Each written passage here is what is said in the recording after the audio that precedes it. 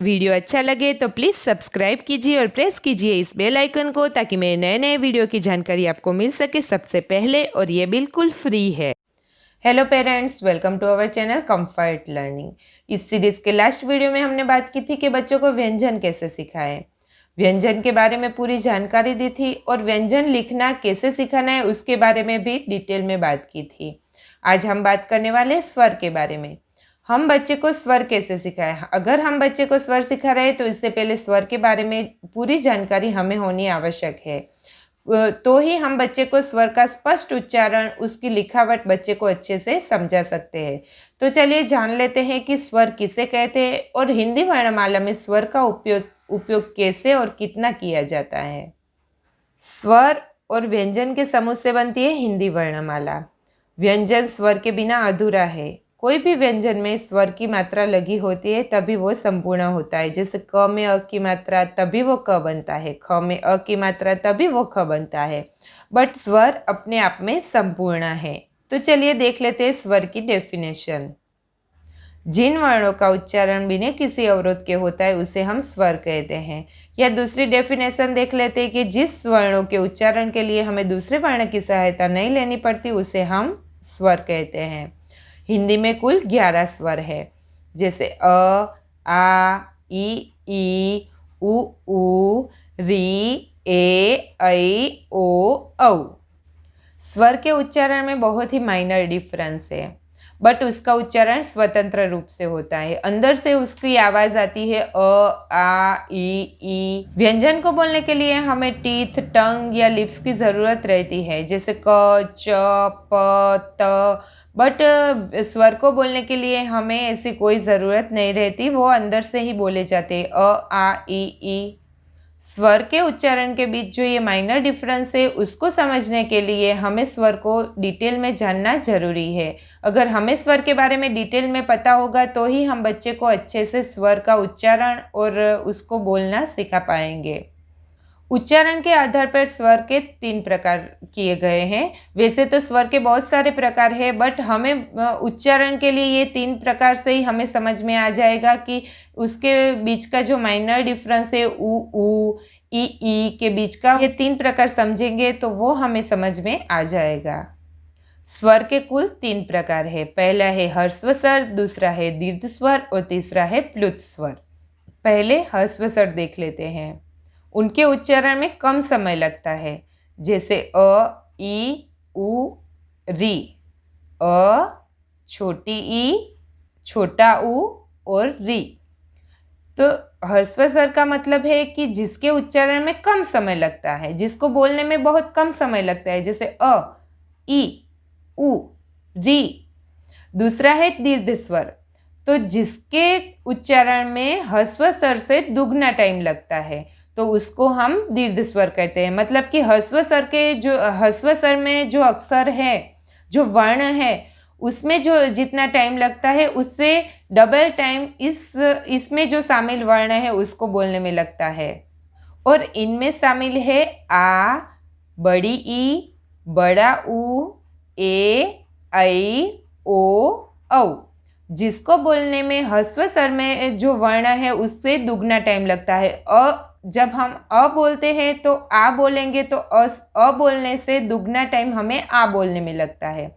तो तब हम स्वर का उच्चारण ऐसे कर पाते हैं, जैसे अ, आ, ई, उ, ए, ऐ, ओ, औ, री। तो जिसको बोलने में ह्रस्व स्वर से दुगना टाइम लगता है तो हमें इसकी डेफिनेशन याद नहीं रखनी है, बट हमें समझना है कि टाइमिंग कितना है। तो अ, ई, उ, अ, छोटी ई, छोटा उ, री, उसको हमें कैसे बोलना है, तो अ, ई, उ, री। और जो दीर्घ स्वर वाले जो वर्ण है उसको हमें कैसे बोलना है, तो आ, बड़ी ई, बड़ा उ, ए, ऐ, ओ, औ। मतलब कि दीर्घ स्वर ह्रस्व स्वर के वर्णों से दीर्घ स्वर के वर्णों को बोलने में दुगना टाइम लगता है। हमें इसके प्रकार भी याद नहीं रखने हैं।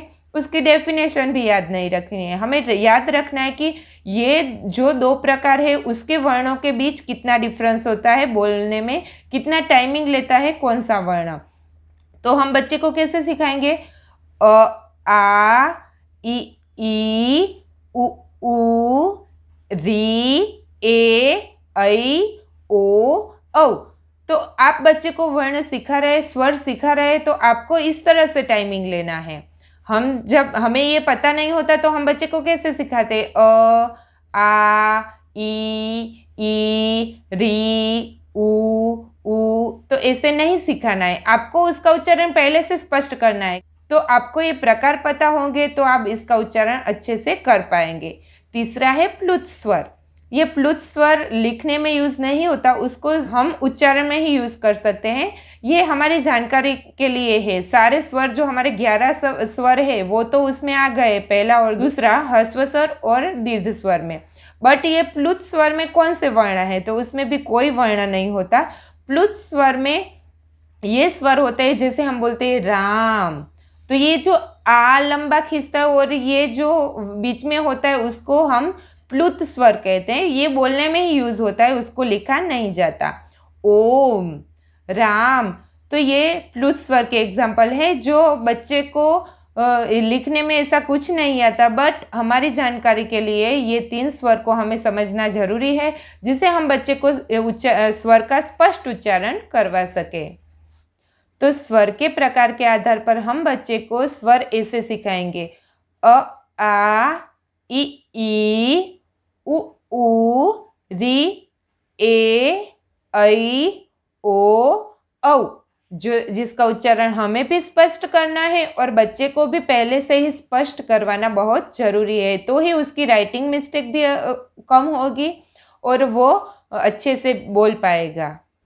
ये जानकारी थी स्वर के बारे में, जिसकी हेल्प से हम भी स्वर का स्पष्ट उच्चारण कर सकेंगे और हमारे बच्चे को भी स्वर का स्पष्ट उच्चारण कैसे करना है वो सिखा पाएंगे। अब देख लेते हैं कि बच्चों को स्वर किस स्टेप में सिखाए जिससे बच्चा इजीली स्वर को सीख पाए और स्वर को लिखना कैसे सिखाना है। तो चलिए देख लेते हैं। तो स्वर सिखाने के लिए सबसे पहले हमें लेनी है ऐसी बुक जिस बुक में एक पेज पे एक ही अक्षर हो, जिससे बच्चे को सीखने में आसानी हो। सबसे पहले हमें बच्चे को अ से अनार एक ही शब्द से इंट्रोड्यूस करना है और जो भी हम बोलते हैं जिसका उच्चारण हम करते हैं उस पर हमारी उंगली जानी चाहिए।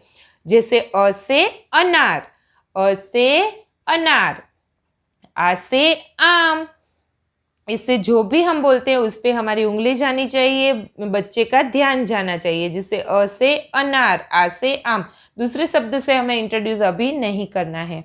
जब बच्चे को स्पष्ट उच्चारण आ जाए, उसको समझ में आए कि अ से अनार, आ से आम, इससे थोड़ा थोड़ा बोलने लगे, उसके बाद ही हमें दूसरे शब्द से भी बच्चों को इंट्रोड्यूस करना होता है।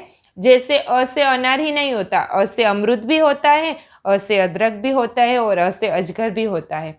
बट हम एग्जाम्पल वो ही ले जिसको बच्चा जानता हो, पहचानता हो। अमरूद, अदरक, अजगर, ये सब बच्चा इसको पहचानता है। इसके लिए हम ये ऐसे एग्जाम्पल बच्चे को दे सकते हैं कि अ से सिर्फ अनार नहीं, अ से भी दूसरे सारे बहुत सारे शब्द होते हैं जो अ से स्टार्ट होते हैं। उसके बाद बच्चे को अ की आकृति से इंट्रोड्यूस करना है।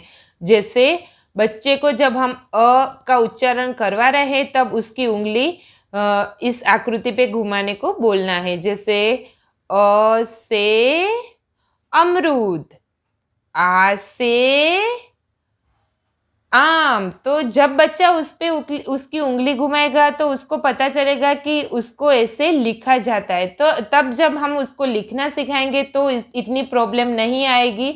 जब हम उसको ऐसे ये नहीं कराते, उसकी आकृति पे उसकी उंगली नहीं घुमाते और डायरेक्ट बच्चे को लिखने को बोलते हैं तो वो बहुत कंफ्यूज होता है और अच्छे से नहीं लिखता।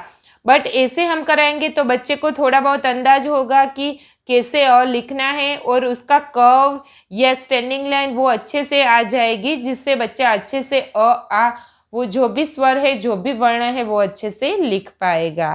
तो स्वर सिखाने के लिए बच्चे को 3 स्टेप फॉलो करने हैं। पहले अ से अनार सिर्फ जानकारी देनी है, आ से आम, उसके बाद उसकी आकृति पे थोड़ा ध्यान जाए ऐसा करना है और उसके दूसरे शब्द से इंट्रोड्यूस करना है कि अ से अनार नहीं, अ से दूसरे भी शब्द होते हैं। उसके बाद तीसरा स्टेप है कि उसकी आकृति पे उसकी उंगली घुमानी है। उसके बाद ही हम चौथा स्टेप जो स्वर को लिखना होता है, कोई भी वर्ण को लिखना है, उसके बाद ही हम चौथा स्टेप बच्चे को सिखाएंगे। देख लेते हैं बच्चों को स्वर लिखना कैसे सिखाए। पहले हम लिखेंगे अ को। अ लिखने के लिए पहले क, दूसरा क जिसको हमें थोड़ा ऊपर तक लेके जाना है, फिर sleeping line, then standing line. ये हो गया हमारा अ। ऐसे ही हम आ लिख देंगे तो क, दूसरा क जिसको थोड़ा ऊपर तक लेके जाना है, sleeping line, then two standing line. तो ये हो गया हमारा आ। नेक्स्ट है ई।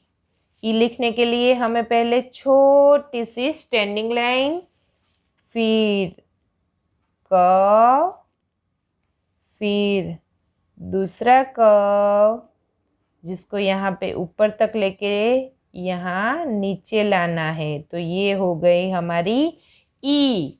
ई से इमली, छोटी। अब हम देख लेते हैं बड़ी। इसके लिए ये फिर से ये स्टैंडिंग लाइन छोटी सी, फिर क, दूसरा क जिसको ऊपर तक लेके जाना है, फिर उसको ऐसे नीचे लाना है। ये हो गई हमारी, और ऊपर ऐसे क बना देना है। तो ये हो गई हमारी ई से ईंक।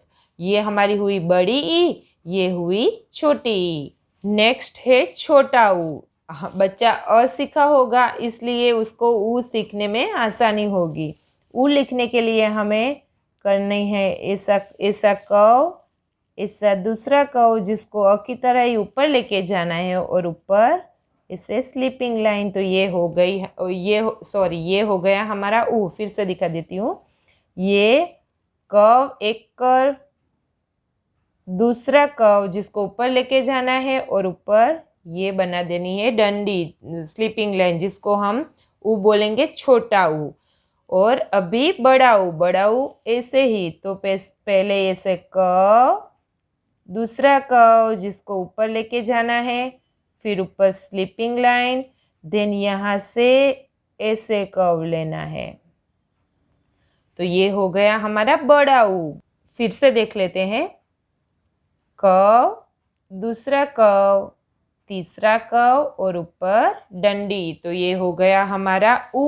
ऊ से ऊन, ऊ से उल्लू, छोटा ऊ से उल्लू, ऊ से ऊन। नेक्स्ट है ए। ए से एड़ी। तो ए लिखने के लिए हमें पहली करनी है standing line, then slanting line, फिर थोड़ा क, उसके बाद यहाँ पे स्टैंडिंग लाइन, और फिर क, और ऊपर स्लीपिंग लाइन। ये हो गया हमारा ए। स्टैंडिंग लाइन, स्लांटिंग लाइन, थोड़ा कर्व, स्टैंडिंग लाइन, कर्व। तो ये हो गया हमारा ए। ए लिखने के लिए हमें फिर से ए की जैसे ही standing line, slanting line, curve, then यहाँ पे स्टैंडिंग लाइन एंड कर्व, और ऊपर हो गई स्लीपिंग लाइन, देन ऊपर सर्कल एंड स्लैंटिंग लाइन। तो ये हो गया हमारा ए। ए, आई। नेक्स्ट है ओ। तो बच्चा अ सीख गया होता है इसलिए ओ लिखना उसके लिए इजी हो जाता है। तो इसके लिए कर्व, देन कर्व थोड़ा लंबा, sleeping line and standing line, two standing line, और ऊपर सर्कल, देन स्लैंटिंग लाइन। ये हो गया ओ।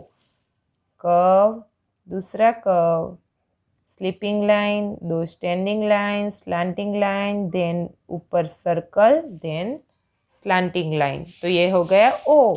ऐसे ही औ। तो अ के जैसे ही लिखना है, ऊपर तक लेके जाना है, स्लैंटिंग लाइन, दो स्टैंडिंग लाइन, और ऊपर circle, slanting line, circle, slanting line. तो ये हो गया हमारा ओ। औ ओ औ। लास्ट में हम बच्चे को सिखाएंगे री, क्योंकि ये लिखना थोड़ा ऑकवर्ड होता है तो उसको आप लास्ट में सिखाए। बच्चा आगे के स्वर लिखना सीख जाए, उसके बाद हमें बच्चे को री लिखना सिखाना है। इसके लिए हमें थोड़ा कर्व लेना है, फिर लेनी है स्लांटिंग लाइन, फिर यहाँ से slanting line, then standing line. पहले हमें बच्चे को इतना ही सिखाना है, इतनी ही प्रैक्टिस करवानी है। उसके बाद बच्चे को सिखाना है कि ऐसे सर्कल बनाना है, यहाँ से थोड़ी स्लिपिंग लाइन लेके ऊपर सर्कल बनाना है। उसके बाद उस सर्कल को थोड़ी यहाँ से स्लांटिंग लाइन करनी है, फिर यहाँ से कर्व कर देना है, यहाँ से कर्व। तो स्टेप बाय स्टेप आप बच्चे को सिखाए री लिखना। फिर से देख लेते हैं, थोड़ा कर्व, देन स्लांटिंग लाइन, दूसरी स्लांटिंग लाइन, स्टैंडिंग लाइन, फिर यहाँ पे स्लिपिंग लाइन लेके ऊपर सर्कल, फिर थोड़ी स्लांटिंग लाइन और फिर यहाँ पे कर्व। तो ऐसे स्टेप में आप बच्चे को री सिखाएंगे तो बच्चा अच्छे से सीख पाएगा।